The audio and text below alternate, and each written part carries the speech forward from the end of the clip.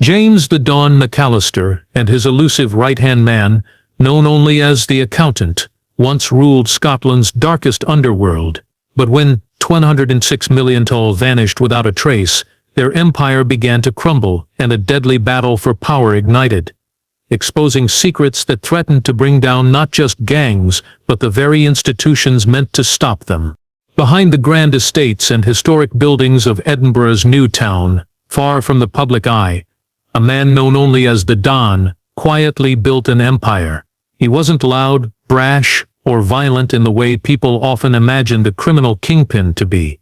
He moved in silence, he dressed like a businessman, spent his evenings in private members' clubs, and never carried a phone. To the outside world, he was just another anonymous figure among Scotland's elite. But in reality, he was running one of the most powerful drug networks the country had ever seen. No one knew exactly when he started. Some said it began in the early 2000s, when small-time operations in Glasgow started merging under one name. Others claimed he was a fixer for foreign cartels who rose to power after taking out his rivals quietly, one by one. But over time, one fact became clear. The Don didn't just sell drugs, he ran the business like a multinational corporation. He had logistics experts, money launderers, lawyers on payroll, and a network that stretched from South America's coca fields to the harbors of Libya. His products flooded the streets: cocaine, pills, and heroin, but he never appeared in police reports. He avoided flashy cars and never let anyone take his photo. He used front businesses, often posing as a silent investor in luxury hotels, art galleries, and offshore companies. His network ran deep, but it also ran quiet. There were no public outbursts, no arrests, no informants. For years people wondered if the Don even existed. Those who had seen him in person rarely spoke about it, and when they did, it was always in whispers. Despite his reach, he kept his circle small. Only a few ever spoke to him directly. He preferred working through layers of middlemen, each more loyal and paranoid than the last. He had rules, and those who broke them disappeared without a trace. Fear surrounded his name, not because of what he did, but because of what might happen if you crossed him. For a long time, the Don remained untouchable. His system was perfect. The drugs kept moving, the money kept flowing, and his name stayed hidden. But nothing lasts forever. And when 206 millions in cartel cash vanished, the man who once controlled everything found himself at the center of chaos he could no longer contain. The missing money wasn't just a setback, it was a disaster. £106 million, gone without a trace. It didn't vanish from a single account or through a sloppy transaction. It disappeared in a carefully orchestrated move, pulled off by someone who knew exactly how. The Don's system worked. Offshore accounts were drained, dummy corporations dissolved, and international transfers rerouted to unknown destinations. By the time anyone noticed, it was already too late. This wasn't petty theft. That money belonged to powerful people, South American cartels who had trusted the Don to move and protect their profits through his network. For years they had relied on his stability and reputation. His name meant order. His methods guaranteed results. Now, that trust had shattered, and questions started flying. Was it theft? A betrayal from the inside? Or had the Don lost control? The Don's organization, once smooth and disciplined, began to fracture under the pressure. His top lieutenants started blaming each other. Quiet meetings turned into accusations. Loyalty became paranoia. No one knew who to trust, and everyone feared they might be next. Some fled, others tried to cover their tracks. The disappearance of the money triggered more than just suspicion, it ignited panic. The cartels weren't interested in excuses. They didn't believe in mistakes. They wanted answers, and they wanted blood. Whispers of retribution spread fast. Enforcers began arriving in Scotland under false identities.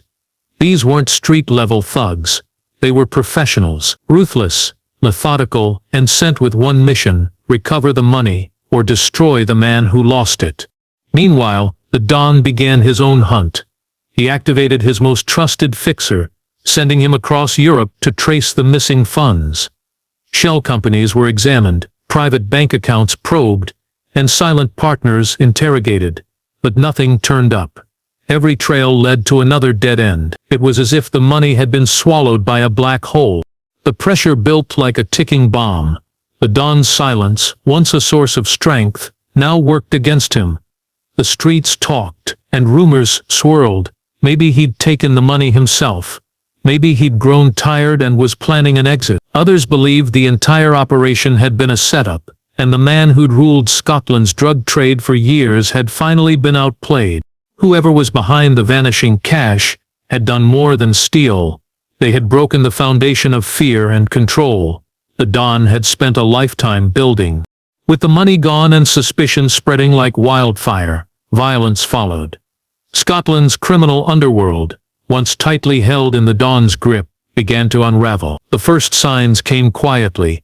A courier found dead in a Glasgow alley, a safe house torched in Dundee, a routine shipment intercepted with no warning, but within weeks it escalated into open warfare. The Don had always kept a careful balance between rival crews. He allowed others to operate as long as they paid their share and followed the rules. Now with £206 million missing and whispers of betrayal in the air, those old rules no longer mattered. Ambitious gangs saw opportunity, long-held grudges resurfaced. Territories that had been quiet for years suddenly turned into battlegrounds. One of the first major strikes hit Aberdeen, where a warehouse linked to the Don's logistics network was reduced to rubble in a calculated bombing. Investigators suspected military-grade explosives. The message was clear. Someone wanted to wipe out the Don's infrastructure. Hours later, 3 men connected to the attack were found executed near the docks, shot point blank, their bodies left in plain sight. Across Glasgow, drive-by shootings returned after nearly a decade of absence. Gunmen on motorbikes targeted lieutenants loyal to the Don. In the space of 2 weeks, 6 were killed. The streets buzzed with fear, and families with no connection to crime began moving out of affected areas. Police presence increased, but few arrests were made. No one was talking. Everyone knew the war had begun, and it was far from over. Amid the chaos, the Don remained hidden. But behind the scenes he was furious. He didn't just want answers, he wanted revenge. He ordered silent purges of suspected traitors. Longtime associates who once dined in his luxury properties were now being hunted. Yet the more he tightened his grip, the more the violence spread. The empire he had built on fear and precision was now being torn apart by the same fear and paranoia he once used to keep order. And all the while, one thought kept haunting his inner circle. If this level of bloodshed had erupted just weeks after the money vanished, what would happen when the cartels came looking for their share? The war had only just begun, and Scotland had never seen anything like it. At the heart of the Don's empire was a man known only as the accountant. He never handled drugs, never carried a weapon, and never met with gang members face to face. But he was the most trusted figure in the organization, the one who made the empire's money clean, safe, and untraceable. His identity was a mystery, even to many inside the network. He worked from behind encrypted servers, communicated through coded messages, and used a string of fake identities to open offshore accounts. For nearly a decade, no one questioned him. He was precise, efficient, and invisible. But in the weeks following the disappearance of the £206 million, the accountant vanished. At first, it didn't raise alarms. He was known to disappear during security cycles, where he'd change his location, clear his digital footprint, and shut down all contact. But this time was different. He missed scheduled check-ins. His encrypted emails stopped sending. Surveillance footage from a private airstrip near Stirling showed a man resembling him boarding a charter plane, but the passenger list was blank, and the aircraft's destination was never logged. What followed was a frenzy of speculation.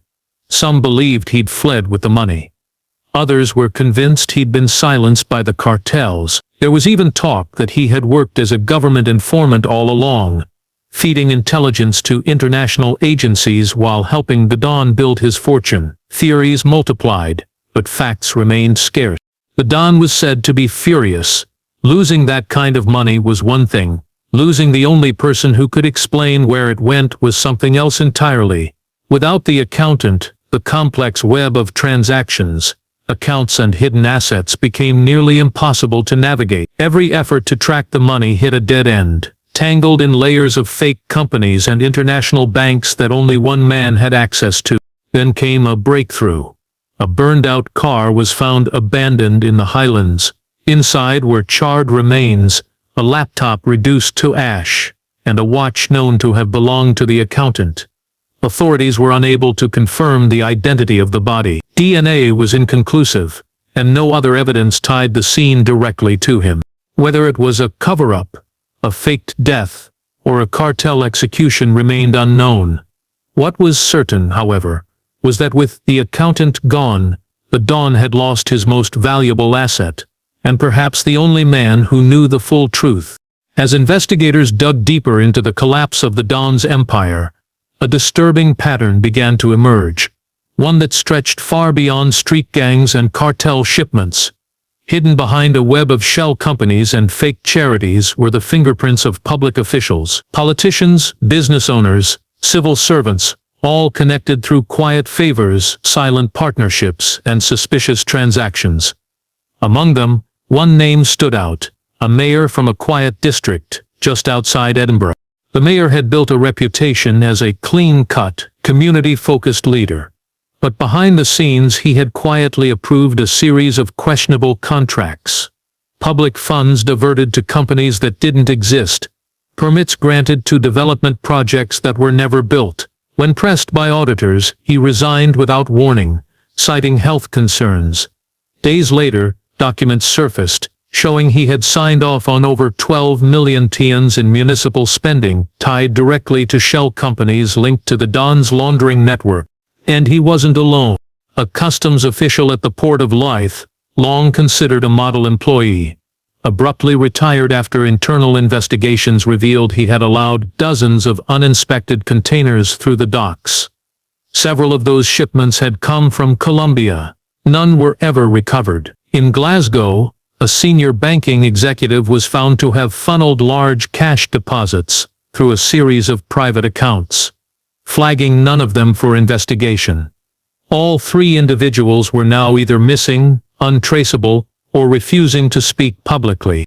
It became clear that the Don hadn't just bought loyalty from criminals. He had invested in the establishment.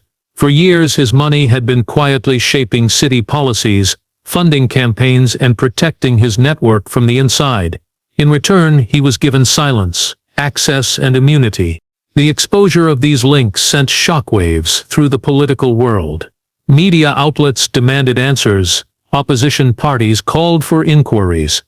But most officials denied any involvement, and those who knew the truth kept quiet. The fear the Don had instilled didn't end with his empire. It had seeped into the very foundations of power. As the investigation expanded, one thing became clear. The rot wasn't rooms, council chambers, and high-ranking offices.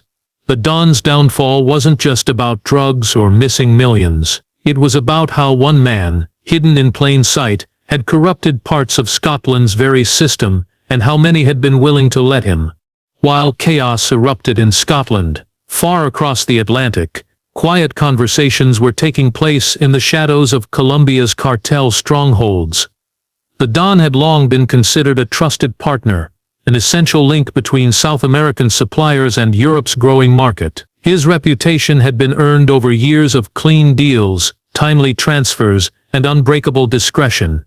But now, with $126 million unaccounted for, that trust was. Cartel bosses don't make threats, they send messages. And the silence from Colombia was more ominous than any declaration of war. Within days, cartel operatives began arriving in Scotland. They flew in under false names, booked into high-end hotels, and used burner phones to communicate with local contacts. There were no warnings, no announcements, just sudden, calculated movement.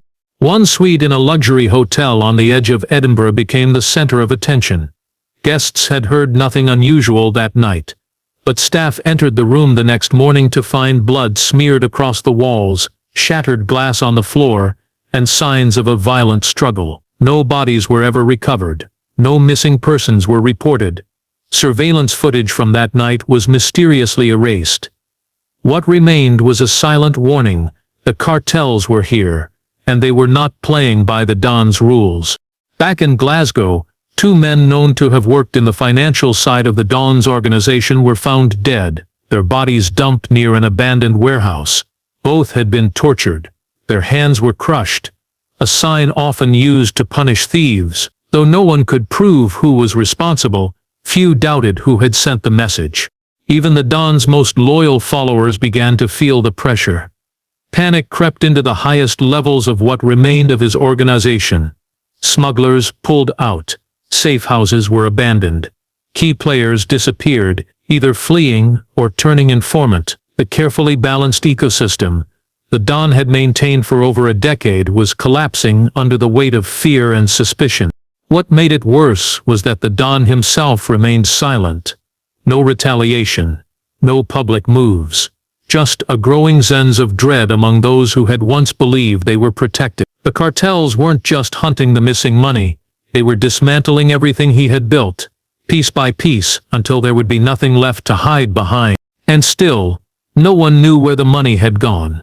In the middle of the storm, a surprising break came from an unexpected place.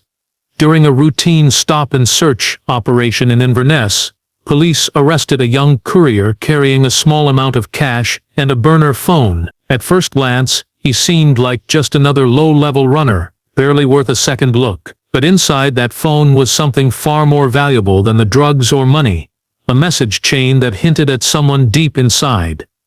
The Don's inner circle feeding information to outsiders. The discovery sent shockwaves through the investigation. Hidden among encrypted texts and coded instructions were references to locations, meeting points, and shipments that had recently been raided or intercepted. Someone had been leaking key details, not just once, but repeatedly, and not to the police.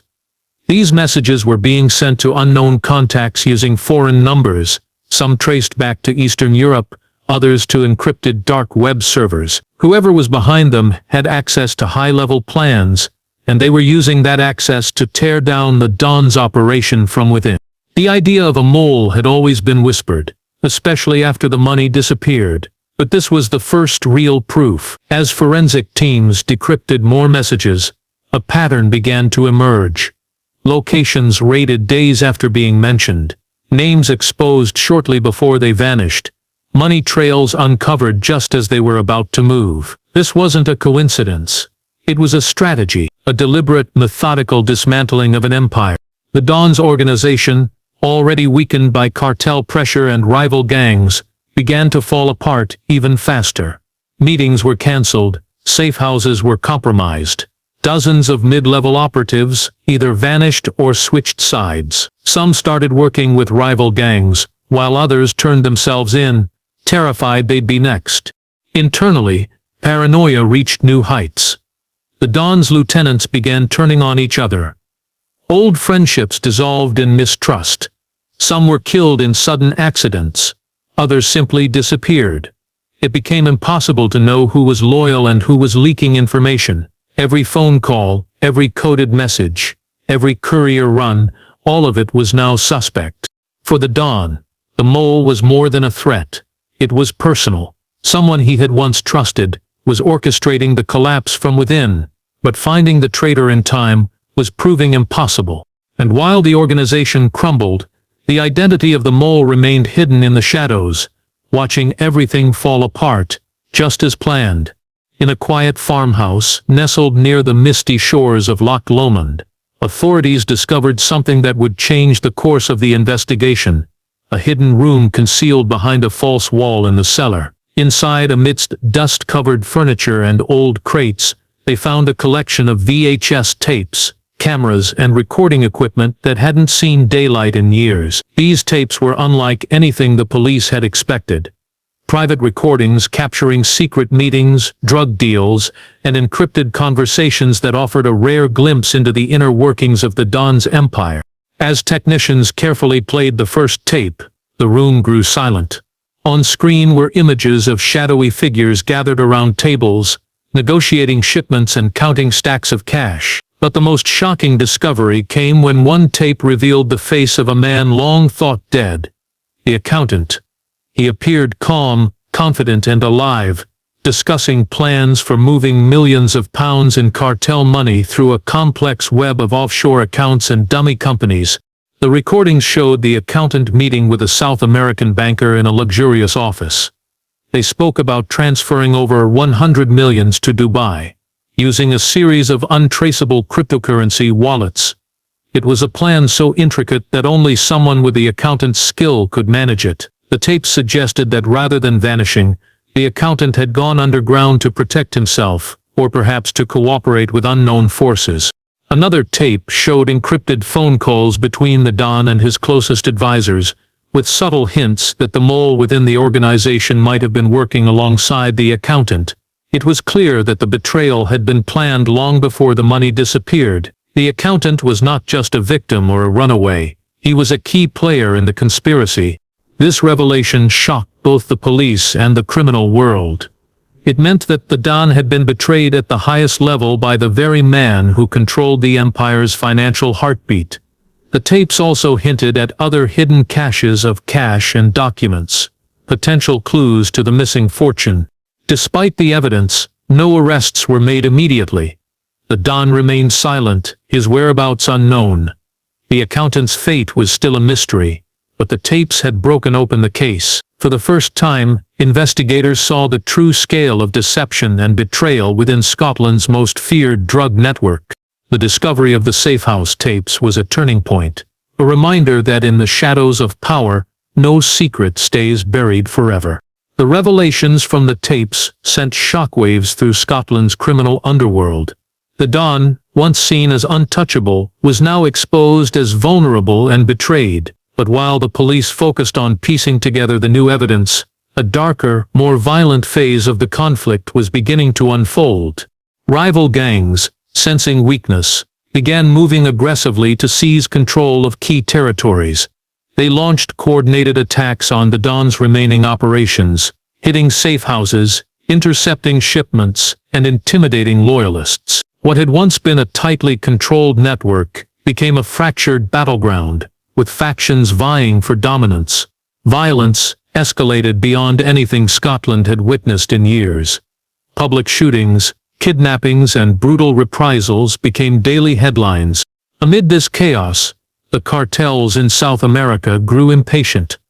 The missing £100 was not just a lost sum, it was a symbol of shattered trust and broken alliances. Enforcers were sent to Scotland with one clear message: find the money, or face annihilation. Their presence added a chilling new element to the war, as they brought with them ruthless tactics and international connections. Local gangs found themselves forced into uneasy partnerships, or outright conflicts with these foreign operatives. Meanwhile, the Don remained elusive. Rumors spread of secret hideouts and safe passage through sympathetic officials.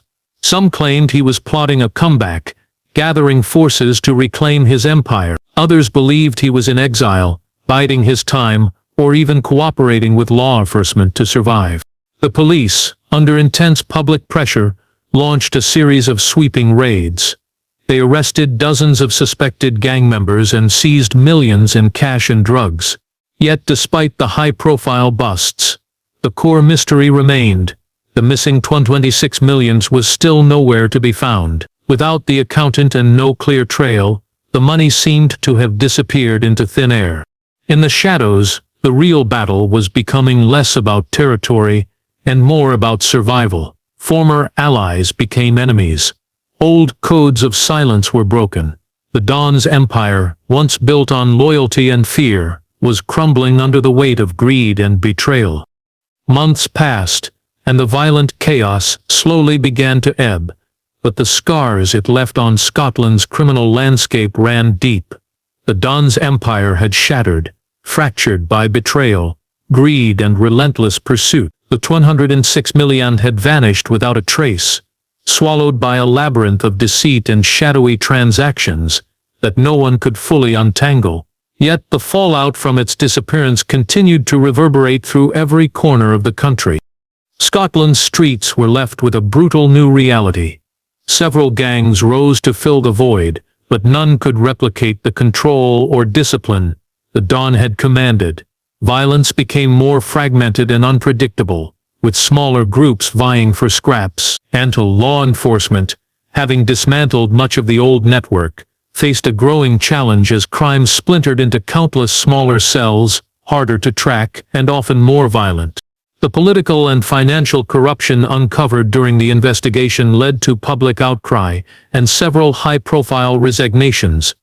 But many believed the rot ran deeper than anyone admitted. The tangled web of money laundering and influence had left permanent cracks in Scotland's institutions, raising questions about how much power the criminal underworld had truly held. And yet, amid the ruins of his empire, the Don's story continued to captivate. His rise and fall became a cautionary tale about the dangers of unchecked ambition, the fragility of loyalty, and the hidden costs of a life built on crime. Ultimately, the mystery of the missing 106 millions remained unsolved. Whether it was lost, stolen, or hidden away somewhere deep in the shadows, no one had been able to find it. What remained was a country forever changed, a stark reminder that even the most powerful can fall, and that behind the glittering veneer of Scotland